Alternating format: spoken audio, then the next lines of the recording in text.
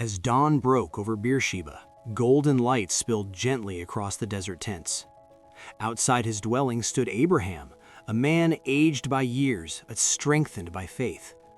The morning air was quiet, and yet his heart was full of gratitude, full of promise, full of God. Nearby, laughter rang through the camp. Isaac, his beloved son, ran freely across the sand, his joy pure and unburdened.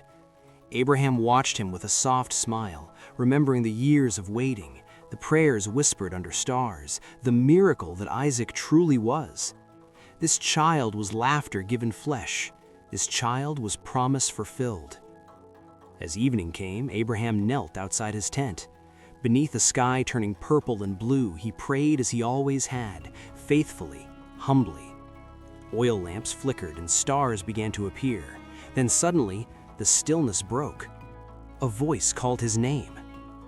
Abraham looked up, his eyes wide as divine light poured down from heaven. Awe filled his face as the voice of God spoke clearly, unmistakably. But the command that followed struck his soul like thunder. Take your son, your only son, whom you love, and offer him. The words echoed in Abraham's heart. Shock gave way to confusion to unbearable pain. Tears welled in his eyes as his hand pressed against his chest. This was not just a command, it was a tearing of the soul. That night, tears streamed silently down his weathered face. Faith and agony wrestled within him. Inside the tent, Sarah slept peacefully, unaware. Abraham lay awake beside her, staring into darkness, his hand trembling. Outside, beneath the stars, he paced the desert ground, wrestling with a question no father should ever face. But as night faded, resolve rose. At dawn, Abraham stood still. The decision was made, not because he understood, but because he trusted. With slow, heavy movements, he prepared the donkey, tied the wood, wrapped the knife. Each action carried unbearable weight. He woke Isaac gently. The boy smiled, stretching, full of life. Sarah kissed her son goodbye, joy on her face. Abraham turned away, unable to meet her eyes. The journey began. Day after day, they walked through vast deserts and rocky paths. Isaac talked and laughed, asking questions. Abraham answered little. At night, by the campfire, Abraham watched his son sleep, holding his hand as tears reflected in the firelight. On the third day, Abraham stopped suddenly. The mountain stood before him.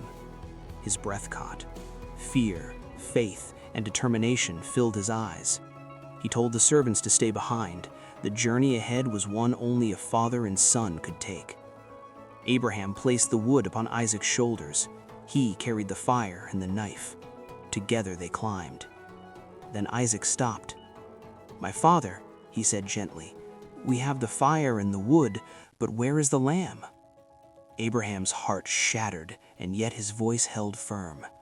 God will provide. At the summit, stones were stacked. The altar was built. And then the moment came. Isaac understood. Tears fell as Abraham bound his son, both weeping, both trusting. Abraham lifted Isaac onto the altar and embraced him one last time. The knife was raised. The sky darkened. And suddenly, light exploded from heaven. "Abraham! Abraham!" An angel appeared in blazing glory. "Do not lay a hand on the boy." The knife fell. Abraham collapsed sobbing. Isaac freed himself alive.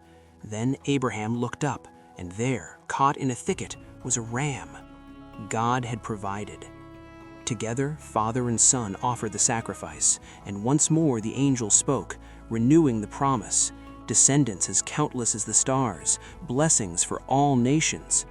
As the sun set, Abraham and Isaac stood together on the mountain, arms around each other. Above them, heaven shone. Faith had been tested. Faith had been proven, and God had remained faithful.